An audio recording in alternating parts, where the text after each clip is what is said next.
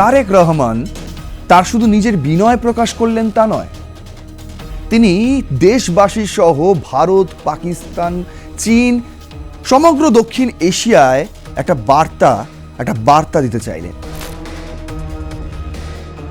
Doctor Mohammad Yunus স্বপ্ন দেখছেন যে আমি রাষ্ট্রপতি হব, ক্ষমতায় ঢুকিয়ে দেব জামায়াতে ইসলাম এবং এনসিপিকে। ঠিক সেই সময় তারেক রহমানের দেশে ফেরা এবং একটা যুগের অবসানের সঙ্গে সঙ্গে আরও একটা যুগের সূচনা। এই ছবিটা তার সোশ্যাল মিডিয়ায় আপলোড করার পেছনে কোনো অভিসন্ধি নেই তো? এই হল রুমটায় প্রত্যেকের সঙ্গে শুভেচ্ছা বিনিময় করছিলেন। কিভাবে করবেন শুভেচ্ছা বিনিময়? করমর্দন করেই করতে হবে। এইভাবে সবার সঙ্গে সবার হচ্ছিল। হয়তো আমার মনে হয় ডক্টর মোহাম্মদ ইউনূস সেই সময় একদম ক্যামেরা তাক করেছিলেন যে কখন এই পাকিস্তানের স্পিকার তার সঙ্গে এস জয়শঙ্কর হাত মেলাবেন আর আমি সঙ্গে সঙ্গে ক্লিক করব, করেই টুইটারে আপলোড করে দেবো। এরকম বেশ কয়েকটা ছবি সোশ্যাল মিডিয়াতেও ভাইরাল হয়েছে, যেখানে দেখা যাচ্ছে আসিফ নজরুল তিনি একদম উৎফুল্ল হয়ে হাসছেন, নতজানু হাসি বলে সেই সমস্ত ছবি সোশ্যাল মিডিয়ায় ভাইরাল করছেন রাজাকারদের একাংশ, জুলাই জঙ্গিদের একাংশ।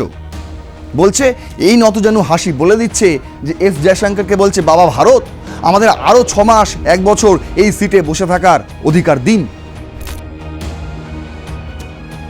2024-এর 5ই আগস্টের পর থেকে কোনো দেশ বাংলাদেশের সঙ্গে সম্পর্ক রাখেনি। আজকে আপনি ভাবছেন যে অন্তর্বর্তী সরকার আমন্ত্রণ জানিয়েছে তাই তারা এসছে, অন্তর্বর্তী সরকার আমন্ত্রণ জানালেই চলে আসবে। শুনুন, তারা ভরসা করেছেন তারেক রহমানকে।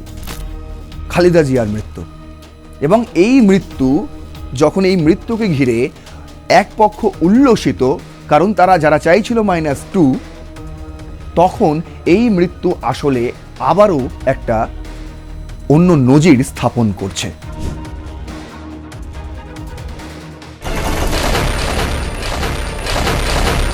তিনি যদি কখনো ঋণ নিয়ে থাকেন তা পরিশোধ করব আমি, তিনি যদি কখনো রূঢ় হয়ে থাকেন তার জন্য ক্ষমা প্রার্থী আমি।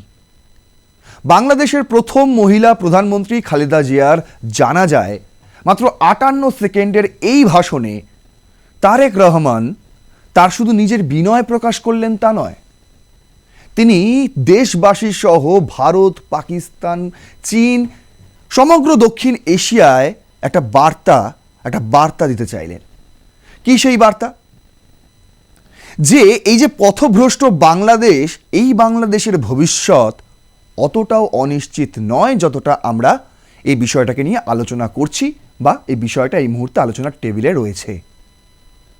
তাহলে আমরা যেটুকু ভাবছিলাম 2024-এর 5ই আগস্টের পর, যখন হাসিনার দেশত্যাগ এবং তারপর ভারতে চলে আসার পর ভারত বাংলাদেশের কূটনীতি সম্পর্কে ফাটল, এবং তারপর এই 2025-এর শুরু থেকে একের পর এক ঘটনা, ধানমন্ডি 32, গোপালগঞ্জ থেকে শুরু করে চট্টগ্রাম, রংপুর, হিন্দুদের ওপর হামলা, চিন্ময় প্রভুর ওপর তাকে জোর করে গ্রেপ্তার করে জেলে রেখে দেওয়া, দীপু দাসের হত্যা, কত কি ঘটনা, তার মাঝে ওসমান হাদির মৃত্যু, এবং তারপরে কি হলো, 2 কমিশনার ডেকে পাঠানো, দিল্লির কমিশনারকে ডেকে পাঠালো ঢাকা, ঢাকার কমিশনারকে ডেকে পাঠালো দিল্লি। একটা উত্তপ্ত পরিবেশ, এবং যখন তখন জুলাই জঙ্গিদের থেকে ভরকাও ভাষণ আসছে যে যুদ্ধ হবে ভারতের সঙ্গে। এমন একটা পরিস্থিতির মাঝে একটা যুগের অবসান ঘটল বাংলাদেশে, খালেদা জিয়ার মৃত্যু।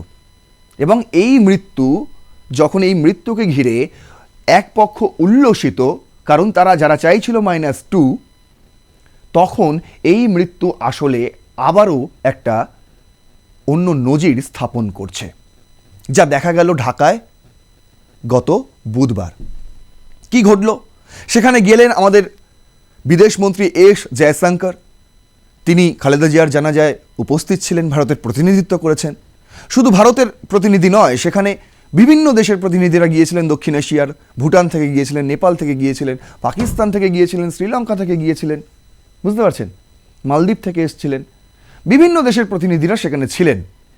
এবং এটাই সেই দিন, 2024-এর 5ই আগস্টের পর এটাই সেই দিন যেদিন দক্ষিণ এশিয়ার অন্যান্য দেশগুলিও বাংলাদেশের সঙ্গে সহমর্মিতা, সমবেদনা প্রকাশ করছে। এর আগে পর্যন্ত এই অন্তর্বর্তী সরকারের বাংলাদেশকে কেউ ঘুরেও তাকাতো না, একমাত্র পাকিস্তান ছাড়া। আপনি বলবেন চীনও আছে দলে, না ভাই, চীনে ডক্টর মোহাম্মদ ইউনূস গিয়েছিলেন, সেভেন সিস্টার্স নিয়ে বড় বড় বক্তৃতা দিয়েছিলেন, কিন্তু সি জিনপিং তাকে বেশি পাত্তা দেননি, কারণ তিনি নির্বাচিত কোনো প্রধান ছিলেন না, এখনো নয়। এমত অবস্থায় দাঁড়িয়ে যখন ডক্টর মোহাম্মদ ইউনূস স্বপ্ন দেখছেন যে আমি রাষ্ট্রপতি হব, ক্ষমতায় ঢুকিয়ে দেবো জামায়াতে ইসলাম এবং এনসিপিকে, ঠিক সেই সময় তারেক রহমানের দেশে ফেরা এবং একটা যুগের অবসানের সঙ্গে সঙ্গে আরও একটা যুগের সূচনা। কেন বলছি? আজকে সেই বিষয়টাই আপনাদের সামনে তুলে ধরব, এবং যারা এই মুহূর্তে রাজাকারপন্থী, পাকিস্তানপন্থী কজন এখনও রয়ে গিয়েছেন, এখনও যারা বাংলাদেশকে অশান্ত করার জন্য উঠে পড়ে লেগেছেন, যারা ভেবেছিলেন খালেদা জিয়ার এই জানাজাকে ঘিরেও একটা বিশৃঙ্খলা তৈরি করা যেতে পারে, তারা আজকে কোনো একটা জায়গায় গিয়ে ব্যর্থ প্রমাণিত। আর সেই জন্যই বলছি, তারা কি, সেই সমস্ত ব্যক্তিদের জন্য বলছি, ওই বাংলাদেশের একাংশ এবার তাদের সময় এসছে ভারতের কাছে ক্ষমা চাওয়ার। যা যা ভুল তারা করেছে এই কয়েকটা বছরে, সেগুলো শুধরে নেওয়ার। আর সেটা শুরু হলো 2025 বছরের শেষ দিন থেকে। শুরু করছি রণক্ষেত্র, আপনাদের সঙ্গে রয়েছি আমি নারায়ণ। আজকের আমাদের বিষয় যে ক্ষমা চাইবে বাংলাদেশ। তার কারণ এখানে আমি দেখতে পাচ্ছেন এস জয়শঙ্করের ছবি রেখেছি, এখানে তারেক রহমানের ছবি রেখেছি, এবং আরও একটা ছবি এখানে রয়েছে। কে এই ব্যক্তি? ওসমান হাদি খুনে অভিযুক্ত ফয়সাল করিম।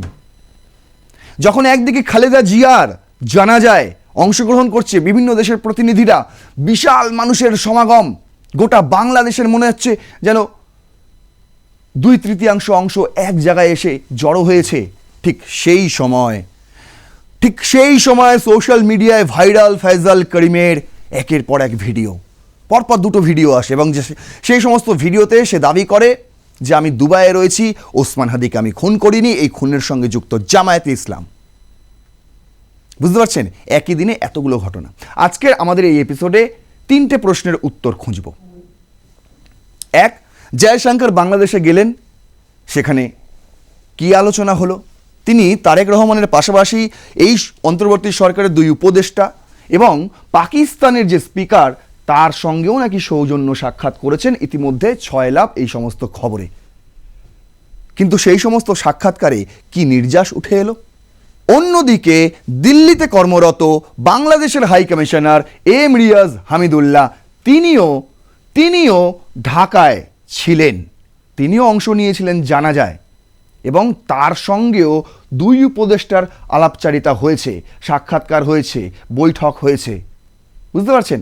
সেই সমস্ত বিষয় থেকে কি নির্যাস উঠে এলো? এই দুটো প্রশ্ন। আর 3 নম্বর প্রশ্নটা হচ্ছে সবচেয়ে বেশি ভাইটাল। এই যে ফয়সাল করিমের ভিডিও, যে ভিডিও নিয়ে এই মুহূর্তে শোরগোল পড়ে গিয়েছে সোশ্যাল মিডিয়ায় এবং বাংলাদেশের অন্তর্বর্তী সরকারের অন্দরে, এই ভিডিওটার মধ্যে কতটুকু সত্যতা রয়েছে এবং তিনি যা কথা বলছেন তার মধ্যেই বা কতটুকু সত্যতা রয়েছে, সেই বিষয়গুলোই আজকের এই এপিসোডে উদ্ঘাটন করব। চলুন তাহলে শুরু করা যাক। দেখুন, আজকের প্রথম স্লাইডেই আমি রেখেছি যে তারেক রহমানের সঙ্গে এস জয়শঙ্করের সেই সৌজন্য সাক্ষাৎ, যেখানে নরেন্দ্র মোদীর দেওয়া একটি চিঠি, সেই চিঠি তারেক রহমানের হাতে তুলে দিচ্ছেন তিনি, এবং এই ছবি এই মুহূর্তে সোশ্যাল মিডিয়ায় ভাইরাল। এই ছবি নিজেই পোস্ট করেছেন ডক্টর জয়শঙ্কর টুইটারে। এবং দেখুন, প্রথম আলোর একটা হেডলাইন আমি রেখেছি, সেখানে বলছে প্রথম আলো যে তারেক রহমানের সঙ্গে দেখা করে ভারতের শোক বার্তা দিলেন ভারতীয় পররাষ্ট্রমন্ত্রী এস জয়শঙ্কর। টুইটারে তিনি কি লিখছেন? বলছে, on arrival in Dhaka met with mister Tarique Rahman, acting chairman of BNP and son of former PM of Bangladesh Begum Khaleda Jia, handed over to him a personal letter from Prime Minister. এটা হচ্ছে সেই চিঠি। Convey deepest condolence of behalf of the government and people of India. Bharat এবং ভারতবাসীর পক্ষ থেকে সমবেদনা জ্ঞাপন করা হয়েছে, এবং এই চিঠিতে নরেন্দ্র মোদীর যে চিঠি, সেই চিঠিতেও বেশ কিছু গুরুত্বপূর্ণ পয়েন্ট রয়েছে, সেগুলো আপনাদের আমি বলছি কি, express confidence that Begum Khaleda Zia's vision and values will guide the development of our partnership. বলছে খালেদা জিয়ার যে দর্শন ছিল, যে দর্শন ছিল, যে আদর্শ ছিল, সেইটা নিয়েই আবার নতুন করে ভারত বাংলাদেশের মধ্যে যে সম্পর্ক সেটা আবার পুনরুদ্ধার হবে, ভালো হবে। এটা কে বলেছেন? এটা বলেছেন ডক্টর জয়শঙ্কর। এবার নরেন্দ্র মোদীর এই চিঠিতে কি রয়েছে? নরেন্দ্র মোদীর এই চিঠিতে রয়েছে তারেক রহমানকে উদ্দেশ্যে তিনি লিখেছেন যে বেগম খালেদা জিয়ার সঙ্গে তিনি যে 2015 সালে তিনি সাক্ষাৎ করেছিলেন ঢাকায় গিয়ে, সেই স্মৃতিচারণার সঙ্গে সঙ্গে তিনি বলেছেন যে বেগম খালেদা জিয়ার প্রয়াণ হয়েছে কিন্তু তার আদর্শের মৃত্যু ঘটেনি। তার আদর্শ নিয়ে এগিয়ে চলতে হবে বাংলাদেশকে, এবং সেই আগামী পথের প্রধান যাত্রী হিসেবে তারেক রহমানকে শুভকামনা জানিয়েছেন ভারতের প্রধানমন্ত্রী নরেন্দ্র মোদী। বুঝতে পারছেন, সম্পর্ক উন্নতি হতে শুরু করে দিয়েছে। আপনারা বলবেন তো ভারতের সঙ্গে আওয়ামী লীগেরই সবচেয়ে বেশি সম্পর্ক, তাই না? না, এরকমটা বিষয় নয়। আগেও বলেছি, এখনও বলছি, আওয়ামী লীগ বলে কিছু হয় না। বাংলাদেশই আমাদের কাছে সর্বোচ্চ। বাংলাদেশের সার্বভৌমত্ব যখন আওয়ামী লীগ ক্ষমতায় ছিল না, খালেদা জিয়া যখন ক্ষমতায় ছিল, কিংবা খালেদা জিয়ার স্বামী জিয়াউর রহমান তার নেতৃত্বে যখন বাংলাদেশ চলছিল, সেই সময়েও ভারত কিন্তু বাংলাদেশের পাশে ছিল, সর্বদা ছিল, আর আজও আছে। আজকে এখন যখন তিরিং বিরিং করছে জুলাই জঙ্গিরা, ঠিক সেই সময়েও ভারতের ধৈর্য গোটা বিশ্বকে দেখিয়ে দিচ্ছে যে ভারত সহনশীল এবং সহ্য করতে জানে, কখন রিয়্যাক্ট করতে হয় সেটাও ভারত জানে। এবং ডক্টর জয়শঙ্করের এই ঢাকা সফর সেটা কিন্তু আরও একবার আঙুল দিয়ে দেখিয়ে দেয় সেই সমস্ত জুলাই জঙ্গিদের, সেই সমস্ত রাজাকারদের যে ষড়যন্ত্র করা ভালো, কিন্তু সেটা বাস্তবে রূপায়ণ করতে গিয়ে অনেক সময় ষড়যন্ত্রকারীরাই বিপদে পড়ে যায়। দেখুন, এরপর আমি রেখেছি যে ছবিটা সবচেয়ে বেশি ভাইরাল পাকিস্তানে।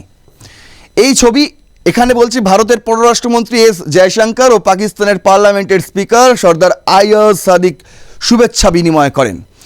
আইয়াজ সাদিক সে হচ্ছে পাকিস্তানের স্পিকার এবং ভারতের পররাষ্ট্রমন্ত্রী জয়শঙ্কর। ডেইলি স্টার করেছে এই খবর, কিন্তু এই ছবিটা কোথা থেকে পেলেন? এই ছবিটা টুইট করেছেন ডক্টর মোহাম্মদ ইউনুস। আমি জানি না, তিনি তারেক রহমানের সঙ্গে ছবি টুইট করতে পারতেন, নিজের সঙ্গে সাক্ষাৎ হলে আরও দুইজন উপদেষ্টার সঙ্গে সাক্ষাৎ হয়ে যায়, সেগুলো করতে পারতেন, তাতে কোনো যায় আসে না। কিন্তু এই ছবিটা তার সোশ্যাল মিডিয়ায় আপলোড করার পেছনে কোনো অভিসন্ধি নেই তো। তার কারণ এই ছবি দেখিয়েই এই মুহূর্তে পাকিস্তানি মিডিয়াগুলো দাবি করছে যে এরা খেলার মাঠে হ্যান্ডশেক করে না, অথচ দেখুন বন্ধ ঘরে হ্যান্ডশেক করে। বুঝতে পারছেন, গল্পটা এরকম। এবং ডন লিখেছে যে নাকি যে এস জয়শঙ্কর তিনিই প্রথম এগিয়ে এসেছিলেন এই করমর্দন করার জন্য। ডেইলি স্টার কি লিখছে? বলছে বিএনপির চেয়ারপারসন ও সাবেক প্রধানমন্ত্রী খালেদা জিয়ার প্রতি শেষ শ্রদ্ধা জানাতে ঢাকায় এসে নিজেদের মধ্যে শুভেচ্ছা বিনিময় করেছেন ভারতের পররাষ্ট্রমন্ত্রী ডক্টর এস জয়শঙ্কর ও পাকিস্তানের পার্লামেন্টের স্পিকার সর্দার আইয়াজ সাদিক। বিষয়টা শুনুন, এই যে রুমটা যখন এখানে এই গল্প চলছে, এই রুমটায় তখন প্রত্যেকটা দেশের, আমি যে দেশগুলোর নাম বললাম, প্রতিটা দেশের প্রতিনিধিরা এসেছিলেন। হয়তো কেউ পার্লামেন্টের স্পিকার, হয়তো কেউ সংসদ সদস্য, হয়তো কেউ বিদেশ মন্ত্রী, হয়তো কেউ আমলা, হয়তো কোনো সচিব, এই পর্যায়ের বিভিন্ন আধিকারিকরা বিভিন্ন দেশের প্রতিনিধি হয়ে এসেছিলেন। এবং এই হল রুমটায় যে দেখতে পাচ্ছেন এখানে আরেকটা ছায়া, এই হল রুমটায় প্রত্যেকের সঙ্গে শুভেচ্ছা বিনিময় করছিলেন। কিভাবে করবেন শুভেচ্ছা বিনিময়? করমর্দন করেই করতে হবে। এইভাবে সবার সঙ্গে সবার হচ্ছিল। হয়তো আমার মনে হয় ডক্টর মোহাম্মদ ইউনুস সেই সময় একদম ক্যামেরা তাক করেছিলেন যে কখন এই পাকিস্তানের স্পিকার তার সঙ্গে এস জয়শঙ্কর হাত মেলাবেন আর আমি সঙ্গে সঙ্গে ক্লিক করব, করেই টুইটারে আপলোড করে দেবো। দেখ কেমন লাগে, আমার তেমনটাই মনে হয়। নাহলে আর কোনো, কিন্তু এর মধ্যে অভিসন্ধি কি? তিনি বহির্বিশ্বে জানাতে চাইবেন যে ভারত পাকিস্তানের সম্পর্ক যাতে আবার ভালো হয়, সেই উদ্যোগ নিয়েই আমি এই টুইট করেছি, এই পোস্ট করেছি। আদতে কি তাই? পেহেলগাম কাণ্ডের পর থেকে পাকিস্তান আর ভারতের যে উত্তেজনা, এই উত্তেজনা সম্পর্কে ডক্টর মোহাম্মদ ইউনুস ওয়াকিবহল, এবং তার আমলে বাংলাদেশ থেকে যে সমস্ত হেট স্পিচ উঠে আসছে ভারত কেন্দ্রিক, সেই সমস্ত বিষয়েও তিনি ওয়াকিবহল, তাই তো? তাহলে আপনারা বলে দিন যে এই ছবি ডক্টর মোহাম্মদ ইউনুস বিশ্ববাসীকে দেখাচ্ছে যে দেখুন পাকিস্তানের স্পিকারের সঙ্গে ভারতের বিদেশ মন্ত্রী তিনি হ্যান্ডশেক করছেন। করতেই পারে, একটা জানাজা সভায় যাওয়া হয়েছে সেখানে, বুঝতে পারছেন, একটা জানাজা সভা, এবং সেখানে কি বক্তব্য উঠে এসছে সেটা কিন্তু কোনো মিডিয়ায় প্রকাশিত নয়। আপনি পাকিস্তানি মিডিয়া ঘুরতে পারেন, সেখানে গিয়ে দেখবেন তারা নিজেদের প্রশংসায় অনেক কিছু ভরিয়ে দিয়েছে, কিন্তু ভারতীয় মিডিয়া সেইভাবে এটাকে অতিরঞ্জিত করেনি, বরং ডক্টর মোহাম্মদ ইউনূসের যে অভিসন্ধি সেটাকেই প্রকাশ করার চেষ্টা করেছে আমাদের ভারতীয় মিডিয়া। অন্যদিকে বাহান্ন করেছে আইন ও নিরাপত্তা উপদেষ্টার সঙ্গে ভারতের পররাষ্ট্রমন্ত্রীর সৌজন্য সাক্ষাৎ। এই যে আইন উপদেষ্টা আসিফ নজরুল এবং নিরাপত্তা উপদেষ্টা ডক্টর খলিলুর রহমান দুজনেই ডক্টর মোহাম্মদ ইউনূসের খুব কাছের লোক, খুব কাছের লোক। বলছে কি, প্রেস উইংয়ের পাঠানো বার্তায় জানানো হয় আইন উপদেষ্টা ডক্টর আসিফ নজরুল এবং জাতীয় নিরাপত্তা উপদেষ্টা ডক্টর খলিলুর রহমান সফররত ভারতের পররাষ্ট্রমন্ত্রী এস জয়শঙ্কর, পাকিস্তানের জাতীয় পরিষদের স্পিকার সর্দার আয়াজ সাদিক, নেপালের পররাষ্ট্রমন্ত্রী বালানন্দ শর্মা এবং ভুটানের পররাষ্ট্রমন্ত্রী ডিএন ধুঙ্গেলের সঙ্গে জাতীয় সংসদ ভবনে সাক্ষাৎ করেছেন। সাক্ষাৎ করা মানে কি? শুধু ওই সাক্ষাৎ করে ফেলেছেন? এই যে দেখুন কত সিরিয়াস মুডে রয়েছেন এস জয়শঙ্কর। তিনি খলিলুর রহমানের সঙ্গে কি কথা বলতে পারেন, এই ফ্রেমটা দেখে আপনারা একটু বিচার করুন। কি কথা বলতে পারেন?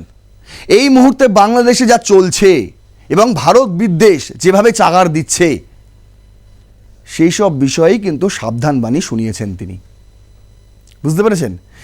আর এরকম বেশ কয়েকটা ছবি সোশ্যাল মিডিয়াতেও ভাইরাল হয়েছে, যেখানে দেখা যাচ্ছে আসিফ নজরুল তিনি একদম উৎফুল্ল হয়ে হাসছেন, নতজানু হাসি বলে সেই সমস্ত ছবি সোশ্যাল মিডিয়ায় ভাইরাল করছেন রাজাকারদের একাংশ, জুলাই জঙ্গিদের একাংশ। বলছে এই নতজানু হাসি বলে দিচ্ছে যে এস জয়শঙ্করকে বলছে, বাবা ভারত আমাদের আরও 6 মাস 1 বছর এই সিটে বসে থাকার অধিকার দিন। এই সমস্ত ভাইরাল হচ্ছে, বুঝতে পারছেন? কিন্তু গল্প হচ্ছে এটাই যে যা ভুল করেছেন আমি মেনে নিচ্ছি, কিন্তু আগামী দিনে এই ভুল যেন না হয়। একটা সুষ্ঠু অবাধ নির্বাচন করুন, একটা নির্বাচিত সরকারকে মর্যাদা দিন, সেখান থেকে প্রধানমন্ত্রী নির্বাচিত করুন। কোনো রকম জুলাই সনদকে কিন্তু সংবিধানে রূপান্তরিত করতে যাবেন না, কারণ সংবিধান আপনাদের শ্রেষ্ঠ এই মুহূর্তে যে সংবিধান লাগু রয়েছে। এই সমস্ত কথাবার্তাই হয়েছে, সূত্র মারফত উঠে আসছে, এবং তাতে আশ্বাসও শুনিয়েছেন আইন উপদেষ্টা এবং নিরাপত্তা উপদেষ্টা জয়শঙ্করকে। এবং ভারতের সঙ্গে এই যে টেনশনস, এই যে চলছে উত্তপ্ত পরিস্থিতি, এটাকেও দমানোর যাতে দমে বাংলাদেশে এই মুহূর্তে, সেই আশ্বাস বাণীও শুনিয়েছেন আসিফ নজরুল, বুঝতে পারছেন? আশ্বস্ত করছেন এদিকে যে না না ঠিক আছে, যা হওয়ার হয়ে গেছে, আর সেরকম কিছু হবে না, আমরা এবার নির্বাচনে ফোকাস করছি, একটা সুষ্ঠু অবাধ নির্বাচন করব, সেদিকেই আমাদের লক্ষ্য। একদম সাবধান বাণী শুনিয়ে দিয়ে এসছেন। এবার দেখুন, এই যে দিল্লির হাই কমিশনার রিয়াজ হামিদুল্লাহ, তিনিও তো ঢাকায়, তার সঙ্গে বৈঠক হয়েছে ভারতের সঙ্গে সম্পর্ক নিয়ে। দিল্লির হাই কমিশনারের সঙ্গে বৈঠক করে বসলেন 2 উপদেষ্টা, সেখানেও কিন্তু ডক্টর খলিলুর রহমান কমন। তিনি এস জয়শঙ্করের বৈঠকেও ছিলেন, তিনি আবার দিল্লিতে কর্মরত বাংলাদেশি হাই কমিশনারের সঙ্গে যে বৈঠক হয় এক উপদেষ্টার, সেই বৈঠকেও তিনি ছিলেন। বলছে ভারতের সঙ্গে সম্পর্কের সর্বশেষ পরিস্থিতি নিয়ে দিল্লিতে নিযুক্ত বাংলাদেশের হাই কমিশনার এম রিয়াজ হামিদুল্লাহর সঙ্গে আলোচনা করেছেন পররাষ্ট্র উপদেষ্টা মোহাম্মদ তৌহিদ হোসেন ইনি ও জাতীয় নিরাপত্তা উপদেষ্টা খলিলুর রহমান ইনি। সকালে পররাষ্ট্র মন্ত্রণালয়ে অনুষ্ঠিত প্রায় 45 মিনিটের এই বৈঠকে আলোচনায় তাদের মধ্যে একসঙ্গে এক পর্যায়ে যুক্ত হয়েছিলেন পররাষ্ট্র সচিব আসাদ আলম সিয়ামো। পররাষ্ট্র সচিবও সেই বৈঠকে একসময় ছিলেন। এই বৈঠক চলে 45 মিনিট ধরে। পরে বৈঠক শেষে মন্ত্রণালয় থেকে বের হওয়ার সময় জাতীয় নিরাপত্তা উপদেষ্টা খলিলুর রহমান সাংবাদিকদের বলেন, আমরা সময় সময় আমাদের রাষ্ট্রদূতদের আলোচনার জন্য ডেকে আনি, এটা খুব স্বাভাবিক প্রক্রিয়া। কি বলেন খলিলুর রহমান? তাকে প্রশ্ন করা হয়েছিল, সাংবাদিকরা বলেছিলেন হঠাৎ কেন এরকম ডাক পাঠানো হলো? তিনি বলছেন না না, এটা কোনো বড় বিষয় নয়, আমরা যে কোনো বিষয় এরকম সময়ে সময়ে আমরা ডেকে পাঠাই, শুধু ভারত থেকে না, অন্যান্য দেশ থেকেও আমাদের হাই কমিশনারদের ডেকে পাঠাই, আলোচনা করতে হয়, কিছু গুরুত্বপূর্ণ বিষয় থাকে। কি বলছে, দিল্লিতে নিযুক্ত বাংলাদেশের হাই কমিশনারকে ফেরত আনা হয়েছে কিনা। তারপর সাংবাদিকরা প্রশ্ন করে, ওনাকে কি পার্মানেন্টলি নিয়ে চলে আসা হলো, আর কি ভারতে পাঠানো হবে না? তখন বলছে যে জানতে চাইলে খলিলুর রহমান বলেন যে আমরা তাকে, মানে high commissioner M Riaz Hamidullah ফেরত আনিনি। বুঝতে পারছেন, মানে পার্মানেন্টলি আনিনি, তাকে আবার দিল্লিতে পাঠানো হবে। এই সময় একটা আলোচনার জন্য, সেই জন্য তাকে ডাকা হয়েছে। এবং কি হয়েছে সেই আলোচনায় দেখুন, মাত্র 4 ঘন্টার জন্য ঢাকায় ছিলেন এস জয়শঙ্কর, এবং তিনি যখন ঢাকা ছাড়েন সেই ছবি দিয়ে, যে প্লেনে উঠছে এরকম একটি ছবি দিয়ে এই এম রিয়াজ হামিদুল্লাহ একটি টুইট করেন। সেই টুইটে তিনি লিখছেন, মাননীয় পররাষ্ট্রমন্ত্রী ডক্টর এস জয়শঙ্কর 4 ঘন্টার ঝোড়ো সফর শেষে ঢাকা ত্যাগ করার সাথে সাথে বাংলাদেশ ও ভারত বাস্তববাদিতা ও পারস্পরিক আন্তঃনির্ভরশীলতার উপর ভিত্তি করে অভিন্ন স্বার্থে বাংলাদেশ ভারত সম্পর্কের একটি নতুন অধ্যায় লেখার জন্য উন্মুক্ত হবে, যেমনটি আজ বিকেলে বিএনপির ভারপ্রাপ্ত চেয়ারম্যান তারেক রহমানের সঙ্গে সংক্ষেপে আলোচনা করা হয়েছে। বুঝতে পারছেন, তারেক রহমানের সঙ্গে এস জয়শঙ্করের তাহলে কি আলোচনা হয়েছে? তার এই এস জয়শঙ্কর এবং তারেক রহমানের আলোচনার পর রিয়াজ হামিদুল্লাহর সঙ্গেও তারেক রহমানের একটা বৈঠক হয়, এবং সেই বৈঠকে কি আলোচনা হয়েছে সেটাই কিন্তু টুইট করেছেন রিয়াজ আব্দুল্লাহ। এবার তাহলে এই রিয়াজ আব্দুল্লাহর কি কর্তব্য হবে? দিল্লি ফিরে এসে তার কর্তব্য হবে সম্পর্ককে নতুন করে আবার উজ্জীবিত করা, যেরকমটা ছিল ভারত বাংলাদেশের সম্পর্ক আগে, তেমনটাই আবার ফিরিয়ে নিয়ে আসা। না হলে আখেরে কার লস? শুনুন, ভারতের কোনো লস নেই এখানে। যদি ভারত বাংলাদেশ সম্পর্ক অবনতি হয় তাহলে সবচেয়ে বড় লস বাংলাদেশের। এতদিনে এই বাংলাদেশ সেটা বুঝে গেছে, এবং এই উপদেষ্টারাও বুঝে গেছে, তার কারণ দেখুন, এই যে 2024-এর 5ই আগস্টের পর থেকে কোনো দেশ বাংলাদেশের সঙ্গে সম্পর্ক রাখেনি। আজকে আপনি ভাবছেন যে অন্তর্বর্তী সরকার আমন্ত্রণ জানিয়েছে তাই তারা এসছে, অন্তর্বর্তী সরকার আমন্ত্রণ জানালেই চলে আসবে। শুনুন, তারা ভরসা করেছেন তারেক রহমানকে।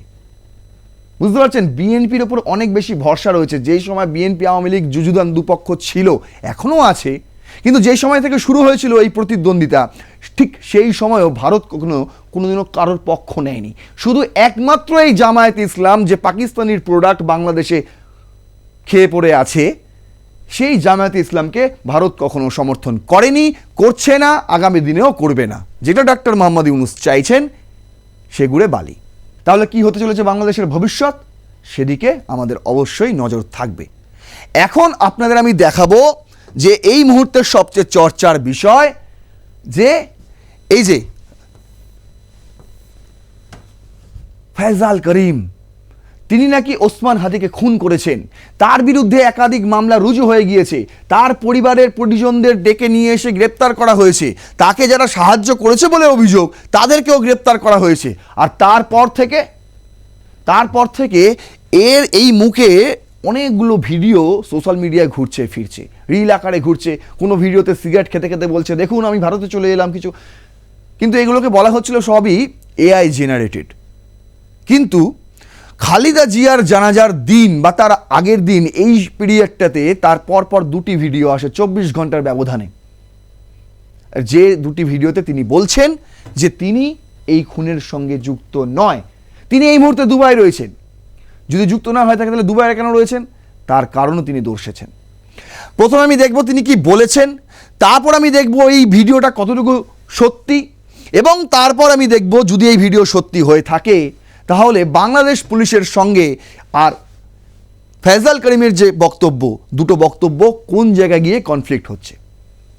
চলুন তাহলে দেখি। বলছে ভাইরাল এক্স ভিডিও সত্য অথেন্টিক বলে নিশ্চিত। কে বলছে এটা গ্রক বলছে। টুইটারে যে এআই রয়েছে, এআই ডিপার্টমেন্ট গ্রক, সে বলছে টুইটারে শেয়ার হওয়া এই ভিডিওটি সত্য, বাস্তব এবং অথেন্টিক বলে নিশ্চিত হয়েছে। প্রথমেই আমি জানিয়ে দিলাম আপনাদের। বলছে ভিডিওটি বাংলাদেশের ছাত্রনেতা শরীফ ওসমান হাদি হত্যা মামলার প্রধান অভিযুক্ত ফয়সাল করিম মাসুদের নিজের দেওয়া বক্তব্য বলেই এই মুহূর্তে জানা যাচ্ছে। বুঝতে পারছেন? কোনো রকম এআই জেনারেটেড নয় বলেই দাবি করা হচ্ছে। ভিডিওতে ফয়জাল করিম মাসুদের মূল দাবি কী ছিল? হাদি হত্যার সঙ্গে নিজের কোনো সংশ্লিষ্ট অস্বীকার করেছেন, বলেছেন তিনি বর্তমানে দুবাইয়ে অবস্থান করছেন, দাবি করেছেন নিজের নিরাপত্তার জন্য তিনি দেশ ছেড়েছেন, ক্যামেরার সামনে নিজের ইউএই ভিসা দেখিয়েছেন, জামায়াতে ইসলামী ও শিবির সংশ্লিষ্ট লোকজনদের হত্যার জন্য দায়ী করেছেন, হাদির সঙ্গে তার সম্পর্ককে শুধু ব্যবসায়িক বলে উল্লেখ করেছেন, দাবি করেছেন আইটি খাতে লবিংয়ের জন্য তিনি টাকা দিয়েছিলেন, এর বাইরে কোনো ব্যক্তিগত বা রাজনৈতিক সম্পর্ক নেই। তিনি ওই ভিডিওতে বলছেন আমি 5 লাখ টাকা দিয়েছিলাম ওসমান হাদিকে। কেন? কারণ ওসমান হাদি আমাকে বলেছিল সরকারে যদি আসে কখনো তাহলে সরকারি কাজ আমাকে পাইয়ে দেবে। এই লবিং চলছিল, আইটি খাতে সরকারি কাজ তাকে পাইয়ে। পুরো ভিডিওটি যারা দেখেছেন তাদেরকে কিছু বলার নেই, শুধু আমি বলবো এটুকুই যে ভিডিওটা কতটুকু সত্য কতটুকু মিথ্যে।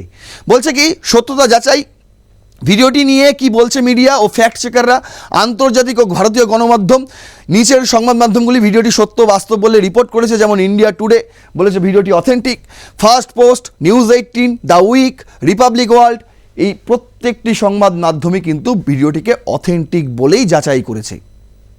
বুঝতে পারছেন? এবার Bangladeshi fact check, The Dissent, MRDI, এরা কি বলছে? এরা বলছে ভিডিওটি এআই জেনারেটেড নয়, আর এটি ডিপ ফেকও নয়, ভিডিওতে কোনো ডিজিটাল ম্যানিপুলেশনের প্রমাণ নেই।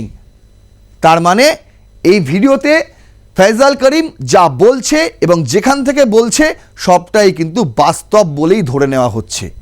এবং তিনি দুবাইয়ের ভিসা দেখাচ্ছেন, মাল্টিপল ভিসা, এবং দেখিয়ে তিনি বলছেন আমি দুবাইয়ে রয়েছি, ব্যক্তিগত কাজে আমি দুবাইয়ের আগেই টিকিট কেটেছিলাম, কিন্তু ওসমান হাদির একটা সভা ছিল সেই জন্য আমাকে টিকিট বাতিল করতে হয়েছিল, পরবর্তীতে আমি আবার টিকিট কেটেছিলাম। তিনি তার ব্যক্তিগত কাজে দুবাই গিয়েছেন, এর সঙ্গে ওসমান হাদির মৃত্যুর কোনো সম্পর্ক নেই, বরং তিনি দাবি করছেন এই মৃত্যুর পেছনে জামাত যোগ থাকতে পারে।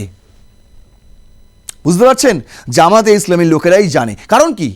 আমি তো বারবার আপনাদের বলেছি এই জামাত এনসিপি জোট এরা চায় ওসমান হাদি যাতে বড় নেতা না হয়। ওসমান হাদি যদি এমপি হয়ে যেত তাহলে ঘুম কাদের উঠতো? কাদের উঠতো? আওয়ামী লীগের কি হতো? কিছুই হতো না। ওসমান হাদি আগে থেকেই আওয়ামী লীগ বিরোধী, তিনি এরকম কট্টর মৌলবাদীর মতন ভাবধারায় তিনি উদ্বুদ্ধ, ওই ধরনের কথাবার্তাই তিনি বলতেন। আর এই ধরনের কথাবার্তা কারা বলে আর বাংলাদেশে? জামাতে ইসলাম এবং এই জুলাই জঙ্গিরা একাংশ, আমি সবাইকে বলছি না, জুলাই জঙ্গিদেরও একাংশ, যারা এই কট্টরবাদী মৌলবাদীতে নিজেদেরকে রূপান্তরিত করে ফেলেছিলেন, জামাতে ইসলামের ধর্ম, জামাতে ইসলামের জামা কাপড় নিজের গায়ে চাপিয়ে নিয়েছিলেন। কি বলছে গুরুত্বপূর্ণ বিষয় কি? কোনো বিশ্বাসযোগ্য সূত্র থেকে ভিডিওটির সত্যতা চ্যালেঞ্জ করা হয়নি, এখনো পর্যন্ত ভিডিওটিকে ভুয়ো দাবি করে কোনো প্রমাণ, নথি, প্রতিবেদন প্রকাশ পায়নি। তাহলে কি বিষয় হয়ে দাঁড়ালো? এই মুহূর্তে বাংলাদেশ পুলিশ যা বলছে, ওই যে বানিয়ে নজরুল ইসলাম ঢাকা ডিএমপির যে এই মুহূর্তে ডেপুটি কমিশনার, তিনি যা যা বলেছেন বানিয়ে প্রেস কনফারেন্সে, তার সঙ্গে কিন্তু এই মাসুদ করিমের বক্তব্য মিলছে না। আমি বলছি না এই ভিডিওটাকেই আপনি একদম সাক্ষ্য প্রমাণ হিসেবে ধরে নিতে, তাকে গ্রেপ্তার করুন, যেহেতু সে সন্দেহভাজন মূল অভিযুক্ত, তাকে গ্রেপ্তার করতেই হবে। দুবাইয়ে কোথায় রয়েছে দুবাইয়ের প্রশাসনের সঙ্গে যোগাযোগ করুন। আমি এর আগেও বলেছি ভারতে কিন্তু নেই এই মাসুদ করিম, ও পাকিস্তানে ছিল, এবং পাকিস্তান থেকে সুযোগ বুঝে যখন দেখছে জামায়াত ইসলাম পুরো ফেসেই যাবে, ঠিক সেই সময় তাকে দুবাই পাঠিয়ে দেওয়া হয়েছে। বুঝতে পারছেন?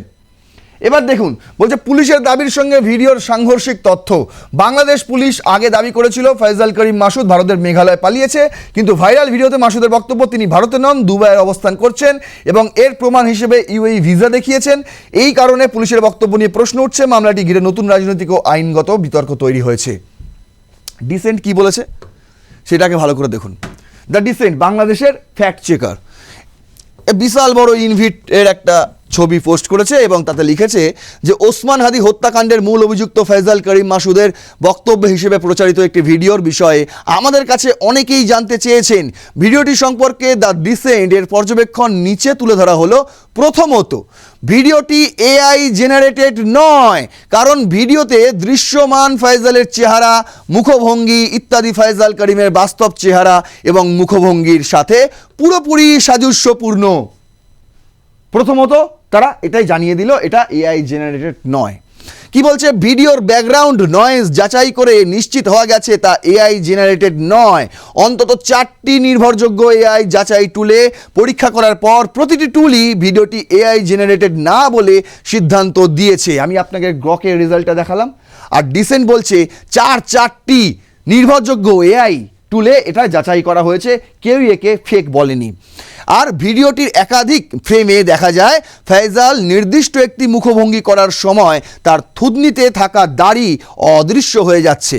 দ্য ডিসেন্ট এর বিশ্লেষণে বলছে এটি মূলত ভিডিও রেকর্ড করার সময় ফিল্টার, এসব ফিল্টারও এআই প্রযুক্তি ব্যবহার করে থাকে। সেই ফিল্টার অন করার থাকায় এর প্রভাব হয়েছে। এই দাড়ি অদৃশ্য হয়ে যাওয়া দৃশ্য এটা প্রমাণ করে না যে ভিডিওটি পুরো একটি এআই সৃষ্ট কন্টেন্ট। বুঝতে পারছেন?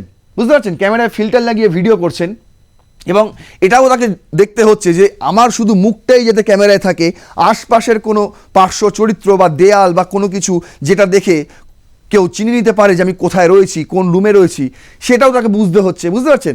সেইভাবে তিনি একটা ভিডিও করেছেন যেখানে বারবার মুখ শিফট হলে দাড়িটাও একটু অদৃশ্য হচ্ছে, কারণ দাড়ি তার বেশি ছিল না, অল্প স্বল্পই ছিল। আর কি বলছে, দ্বিতীয়ত ভিডিওতে ফয়জাল দাবি করেছেন তিনি বর্তমানে দুবাইয়ে আছেন। আসলেই তিনি দুবাইয়ে আছেন কি না তা শুধু এই ভিডিওর মাধ্যমে যাচাই করা সম্ভব নয়। তাহলে কি করতে হবে? দুবাই প্রশাসনের সঙ্গে আপনাদের যোগাযোগ করতে হবে, বাংলাদেশের এখন তাই করতে হবে, ঢাকার ডিএমপির, র্যাবের, যে করুক, সেনাবাহিনীর যেই করুক, আগে তো যোগাযোগ করতে হবে রে ভাই দুবাই প্রশাসনের সঙ্গে, যে এরকম ওখান থেকে এরকম একটা ভিডিও এসছে, দেখে যাচাই করে দেখুন ওখানে কোথায় রয়েছে। এবং ফয়জাল নিজেও তার মুখের বক্তব্য ছাড়া দুবাইয়ের অবস্থানের কোনো প্রমাণ হাজির করেননি, শুধু একটা ভিসা দেখিয়েছেন, মাল্টিপল ভিসা, তাও মোবাইলে, তাও দেখা যাচ্ছে উল্টোভাবে, মানে যেহেতু তিনি ফ্রন্ট ক্যামেরা ভিডিও করছিলেন। তৃতীয় কি, ফয়জাল ভিডিওতে অন্তত একটি মিথ্যা তথ্য দিয়েছেন, তা হলো তিনি বলেছেন হাদিকে হত্যার সময় ব্যবহৃত বাইকে তিনি ছিলেন না। কিন্তু এই ডিসেন্টটি প্রমাণ করেছিল যে ওই বাইকে করে যারা এসে হাদিকে গুলি করেছিল সেই বাইকের পেছনে বসেছিল এই ফয়জাল করিম মাসুদ। কি বলছে, তবে ডিসেন্ট আগেই বিশ্লেষণ করে প্রমাণ করেছে যে হাদিকে হত্যার সময় ব্যবহৃত বাইকে ফয়জাল করিম এবং তার সহযোগী আলমগীর শেখ ছিলেন। বাইকের পেছনে বসে গুলি বর্ষণকারী ব্যক্তি ফয়জাল করিম এবং বাইক চালক আলমগীর শেখ। এসব তথ্য পরে আইন শৃঙ্খলা বাহিনী তাদের তদন্তের মাধ্যমে নিশ্চিত হয়েছে এবং তা দেশের শীর্ষ গণমাধ্যমগুলোতে প্রকাশিত হয়েছে। চতুর্থ, ফয়জাল একটি অভিযোগ করেছেন ওসমান হাদি তাকে অর্থ মন্ত্রণালয় ও খাদ্য মন্ত্রণালয়ের দুটি কাজ মানে তদবিরের মাধ্যমে পাইয়ে দেওয়ার বিনিময়ে অগ্রিম 5 লাখ টাকা নিয়েছিলেন, এটা তিনি ভিডিওতে বলেছেন।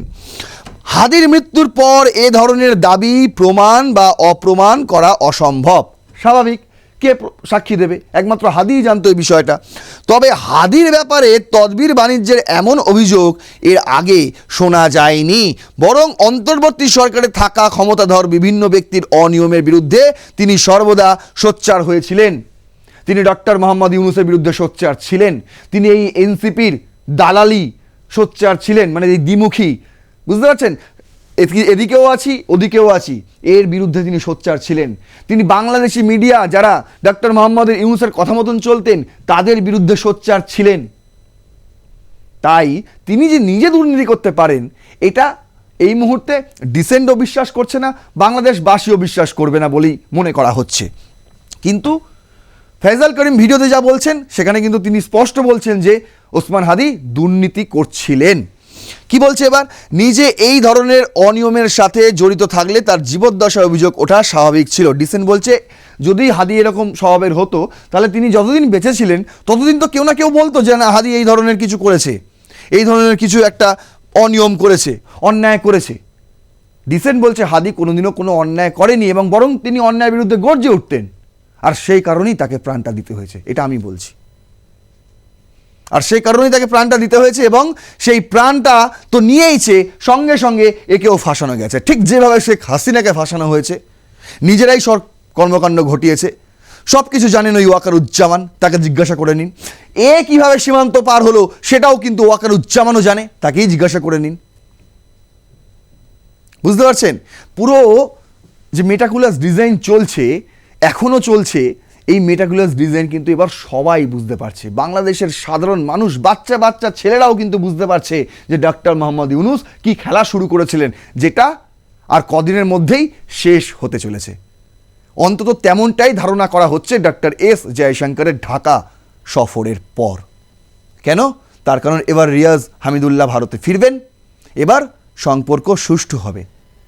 আর এই মাসুদকে নিয়ে ভারত বিরোধী, ভারতে রয়েছে ফেরত দাও, এই সমস্ত যা শুরু হয়েছিল সেটাও আস্তে আস্তে তলানিতে যাবে বলেই আশা করা হচ্ছে। তার কারণ যখন মাসুদের ভিডিও প্রকাশ্যে এসে গেল, তিনি বলে দিলেন আমি দুবাইয়ে রয়েছি, তখন একটা জায়গায় গিয়ে ডিসেন্ডও কিন্তু এই ভিডিওটাকে ফেক বলে দাবি করতে পারছে না।